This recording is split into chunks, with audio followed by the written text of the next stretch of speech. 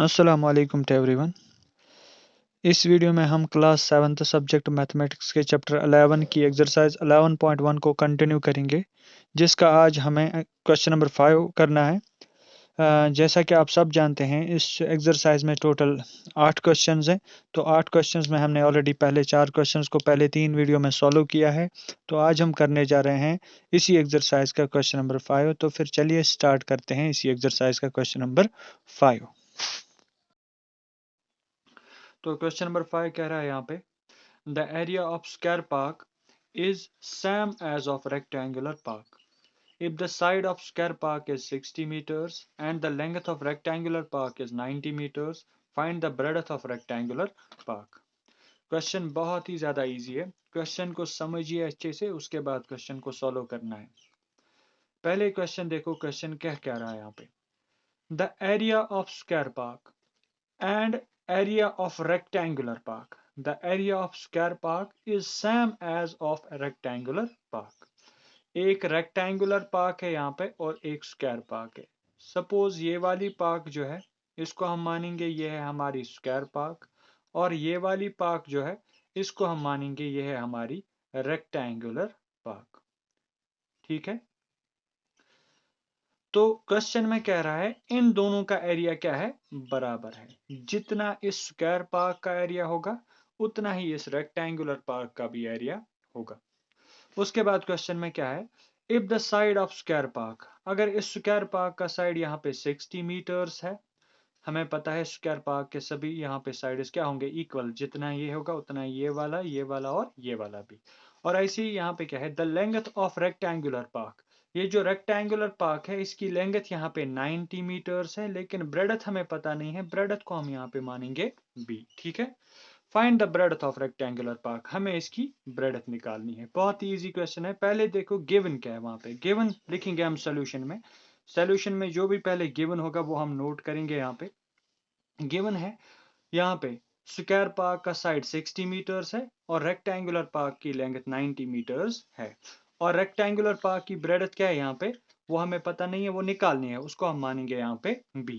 पहले लिखेंगे यहाँ पे let the breadth of rectangular park, let the breadth of rectangular park. जो रेक्टेंगुलर पार्क है इसकी ब्रेडथ जो है रेक्टेंगुलर पार्क, इसकी ब्रेडथ को हम यहाँ पे सपोज मानेंगे ये है b। ठीक है। उसके बाद लेंथ कितनी है इसकी, लेंथ इट्स लेंथ, देखो यहाँ पे it's length is equal to, इसकी लेंथ कितनी है, इसकी लेंथ है यहाँ पे 90 मीटर्स। ठीक है। और स्क्वायर पार्क का साइड कितना है, यहाँ पे स्क्वायर पार्क का साइड है यहाँ पे 60 मीटर्स। तो यहाँ पे लिखेंगे and side of square park, side of square park, side of square park is equal to 60 metres. अभी तक हमने जो भी लिखा यहाँ पे वो क्वेश्चन में गिवन था। अब क्वेश्चन कह रहा है, देखो क्वेश्चन को फिर से पढ़ो, the area of square park is same as of rectangular park. जो ये स्क्वायर पार्क है और जो रेक्टेंगुलर पार्क है, दोनों का एरिया क्या है, दोनों का एरिया सेम है। तो हम क्वेश्चन में यहाँ पे इसका सोल्यूशन में यहाँ पे हम क्या लिखेंगे फिर, according to question, according to question, question से हिसाब से। क्वेश्चन कह रहा है, क्या कह रहा है question, the area of square park, जो स्क्वायर पार्क है इसका एरिया और रेक्टेंगुलर पार्क का एरिया, दोनों का एरिया यहाँ पे बराबर है। हम लिखेंगे यहाँ पे according to question, area of rectangular park, area of rectangular park, area of rectangular park is equal to area of square park, area of square park. Question के हिसाब से क्वेश्चन ही कह रहा है कि दोनों का एरिया यहाँ पे बराबर है। अब area of rectangular park, rectangle का एरिया हमें पता ही है, लेंथ इनटू ब्रेडथ, और स्क्वायर पार्क का एरिया किसके बराबर होता है, साइड इनटू साइड। ठीक है। स्क्वायर का एरिया होता है साइड इनटू साइड और रेक्टेंगल का एरिया होता है लेंथ इनटू ब्रेडथ। लेंथ यहाँ पे कितनी है, length is 90 metres, rectangular park की लेंथ को हम 90 मीटर से सब्स्टिट्यूट करेंगे, ब्रेडथ को हमने b ही माना है तो ब्रेडथ की जगह हम b ही रखेंगे। ठीक है। साइड इनटू साइड, स्क्वायर का साइड कितना है, side of square is 60 metres, तो यहाँ पे भी 60 मीटर सब्स्टिट्यूट करेंगे, यहाँ पे भी 60 मीटर सब्स्टिट्यूट करेंगे। तो यहाँ पे 60 मीटर्स इंटू 60 मीटर्स, ठीक है। तो therefore breadth will be equal to, breadth किसके बराबर आएगी, 90 मीटर्स यहाँ पे मल्टीप्लाई हो रहा था तो इसको हम दूसरे साइड से ट्रांसपोज करेंगे, 60 into 60 metre into metre, metre square हो जाएगा, डिवाइडेड बाय 90 मीटर्स यहाँ से यहाँ होके डिवाइड होगा, 0 और 0 cancel, 3 3s are 9, 3 2s are 6, ऐसे ही 3 1s are 3, 3 2s are 6। तो यहाँ पे कितना आया फिर, ये है 20, यहाँ पे 20 बचा तो 20 है, और यहाँ पे क्या है, यहाँ पे 2 है, ठीक है। तो नीचे एक मीटर भी था, मीटर और मीटर कैंसिल होके यहाँ पे आएगा 20 into 2 metre, 20 into 2 is equal to 40 metres, ठीक है। ये है इसकी breadth. Therefore breadth of rectangular park will be 20 into 2 that is 40 metres. ये रहा हमारे क्वेश्चन नंबर 5 का आंसर। अब इसके बाद क्वेश्चन नंबर 6 करने वाले हैं हम। क्वेश्चन नंबर 6 कह रहा है यहाँ पे, a wire is in the shape of rectangle, its length is 40 centimeters and breadth is 22 centimeters. If the same wire is ribboned in the shape of square, what will be the measure of each side of a square? Also find which shape has more area. एक wire से हमने एक rectangle को बनाया है और उस rectangle की लेंथ 40 सेंटीमीटर्स है और उसी रेक्टेंगल की ब्रेड 22 सेंटीमीटर्स है। If the same wire is rebent in the shape of square, अगर हम इसी वायर से एक स्क्वायर बनाएंगे, मतलब इतनी वायर, जितनी वायर से हमने यहाँ पे क्या बनाया था, रेक्टेंगल बनाया था, उतनी ही वायर से हम एक स्क्वायर को बनाएंगे। What will be the measure of each side of square, तो आपको निकालना है साइड, स्क्वायर का साइड कितना होगा। जब आप वो साइड निकालोगे तो साइड निकालने के बाद फिर दोनों का एरिया निकाल के बताना है कि किसका एरिया यहाँ पे ज्यादा होगा, क्या ज्यादा एरिया रेक्टेंगल का होगा या ज्यादा एरिया स्क्वायर का होगा, वो हम बाद में देखेंगे। पहले क्वेश्चन पढ़ो, क्वेश्चन को समझो। क्वेश्चन में यहाँ पे कह रहा है, क्वेश्चन में एक वायर है, वायर से हमने एक रेक्टेंगल बनाई है, रेक्टेंगल की लेंथ यहाँ पे 40 सेंटीमीटर है, 22 सेंटीमीटर से इसकी ब्रेडथ है।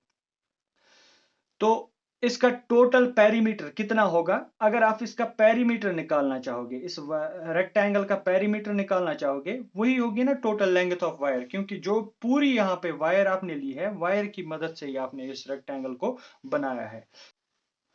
तो जितना इस रेक्टेंगल का पेरीमीटर होगा वही हमारी लेंथ ऑफ वायर भी होगी।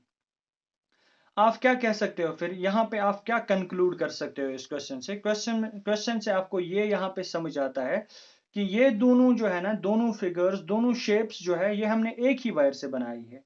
तो जितना इस फिगर का, जितना इस रेक्टेंगल का पेरीमीटर होगा उतना ही इस स्क्वायर का भी पेरीमीटर होगा, क्योंकि दोनों एक ही वायर से यहाँ पे बने हैं, ठीक है। तो हम क्या लिख सकते हैं, पहले हम पैरामीटर्स को यहाँ पे मेंशन करेंगे, जो गिवन है गिवन को यहाँ पे लिखेंगे। गिवन में क्या है, length of rectangle is 40 centimetre and breadth of rectangle is 22 centimetre. तो पहले लिखेंगे यहाँ पे length of rectangle, length of rectangle is equal to 40 centimetres and its breadth, इसी रेक्टेंगल की ब्रेडथ कितनी है यहाँ पे, वो है 22 सेंटीमीटर्स। और क्या है यहाँ पे, हमें इस स्क्वायर का निकालना है साइड, स्क्वायर का साइड हमने फिलहाल क्या माना है, x। Let the side of square, square का साइड हमने किसके बराबर माना है यहाँ पे, x सेंटीमीटर्स, ठीक है। क्वेश्चन अभी मैंने समझा है। क्वेश्चन में यहाँ पे कह रहा है जितनी वायर आपको ये रेक्टेंगल बनाने में लगा उतनी ही वायर आपको किसको बनाने में लगेगी, यहाँ पे रेक्टेंगल स्क्वायर को बनाने में भी लगेगी। तो दोनों का पेरीमीटर क्या होगा, दोनों का पेरीमीटर यहाँ पे सेम ही होगा। तो अकॉर्डिंग टू क्वेश्चन, क्वेश्चन के हिसाब से अकॉर्डिंग टू क्वेश्चन जितनी भी कंडीशंस क्वेश्चन में दी हुई है उसके हिसाब से हमें क्या पता चलता है, यहाँ पे दोनों का पेरीमीटर क्या होगा, सेम होगा। पेरीमीटर ऑफ स्क्वायर, स्क्वायर का perimeter and perimeter of rectangle is equal to, perimeter of square is equal to perimeter of rectangle. Perimeter of square और पेरीमीटर ऑफ रेक्टेंगल क्या होंगे, दोनों, ये दोनों बराबर होंगे, ठीक है। पेरीमीटर ऑफ स्क्वायर का पेरीमीटर हम किस फॉर्मूला से निकालते हैं, 4 इंटू साइड, फॉर्मूलाज आपको पता ही है, 4 into side is equal to, और यहाँ पे क्या है, perimeter of rectangle. Perimeter of rectangle किस फॉर्मूला से निकलेगा, ट्वाइस लेंथ प्लस ब्रेड्थ, ठीक है। 4 ऐसी यहाँ पे साइड के बदले क्या रखना है, यहाँ पे साइड ऑफ स्क्वायर हमने माना है यहाँ पे x, तो इसके बदले हम क्या रखेंगे यहाँ पे x इज इक्वल टू 2 को एज इट इज रखेंगे, 2 के साथ कोई छेड़छाड़ नहीं होगी। लेंथ के बदले, लेंथ कितनी है यहाँ पे, लेंथ है यहाँ पे 40 सेंटीमीटर, तो लेंथ के बदले आप 40 सेंटीमीटर सब्स्टिट्यूट करो। और ब्रेडथ के बदले क्या है यहाँ पे, ब्रेडथ के बदले यहाँ पे 22 सेंटीमीटर, तो इसके बदले आप 22 सेंटीमीटर यहाँ पे सब्स्टिट्यूट करो, ठीक है। अब इसके बाद 4 इंटू एक्स को 4x ही ऐसे ही मानेंगे हम। पहले इनको हम सॉल्व करते हैं। 40 प्लस 22 इज इक्वल टू 62, तो 2 इंटू 62, ठीक है। इसके बाद सॉल्व करते हैं फिर से हम इसको। 4x is equal to 62 into 2 will be, 62 को हम 2 के साथ मल्टीप्लाई करेंगे, तो 2 के साथ मल्टीप्लाई करने पे यहाँ पे हमारा आएगा 124 सेंटीमीटर, ठीक है। Which implies x is equal to 4, यहाँ पे मल्टीप्लाई हो रहा था बाय ट्रांसपोजिंग मेथड, ये यहाँ से राइट साइड में जब जाएगा तो राइट साइड में इसको हम इस 124 के साथ डिवाइड करेंगे। डिवाइड करने पे जब आप कैंसिलेशन करोगे, कैंसिलेशन करने के टाइम आपका यहाँ पे आंसर क्या निकलेगा, कैंसिलेशन करने के टाइम आपका आंसर यहाँ पे निकलेगा 4 1 जार 4, 4 3 जार 12, 4 1 जार, तो यहाँ पे 31 सेंटीमीटर आपका साइड आ रहा है। x is equal to 31 centimetre. Therefore क्या होगा फिर, therefore side of square, therefore side of square is equal to 31 centimetre. ये अभी था हमारा साइड ऑफ स्क्वायर, लेकिन क्वेश्चन क्या कह रहा है उसके बाद, also find which shape has more area. दोनों का एरिया निकालेंगे, इसका भी एरिया निकालेंगे, इसका भी एरिया निकालेंगे, फिर देखेंगे दोनों में से किसका एरिया यहाँ पे बड़ा। अब ब्रेडथ निकालने के बाद क्वेश्चन में क्या रहा है, also find which shape has more area. इन दोनों शेप्स में किसका एरिया ज्यादा होगा, वही हमें बताना है। देखो एरिया निकालने के लिए रेक्टेंगल में क्या क्या पता होना चाहिए, लेंथ और ब्रेडथ दोनों यहाँ पे पता है। और स्क्वायर का क्या पता होना चाहिए हमें, स्क्वायर का एक साइड तो पता होना ही चाहिए, क्योंकि स्क्वायर के सभी साइड्स इक्वल होते हैं, वो अभी हमने निकाला, तो दोनों का एरिया हम इजीली यहाँ पे निकाल सकते हैं।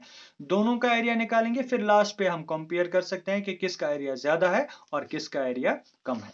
तो फिर करते हैं यहाँ पे, इसका दोनों का हम निकालेंगे एरिया। फिर से हम दोनों शेप्स यहाँ पे रफली में बनाऊंगा दोनों शेप्स को।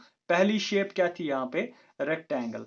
रेक्टेंगल का साइड कितना था 40 सेंटीमीटर्स, और इसकी ब्रेडथ कितनी, जो इसकी लेंथ थी 40 सेंटीमीटर्स और इसकी ब्रेडथ थी यहाँ पे 22 सेंटीमीटर्स। और रेक्टेंगल जो अभी स्क्वायर था ना, यहाँ पे स्क्वायर का हमने अभी साइड निकाला, स्क्वायर का साइड कितना निकला अभी 31 सेंटीमीटर्स, ठीक है।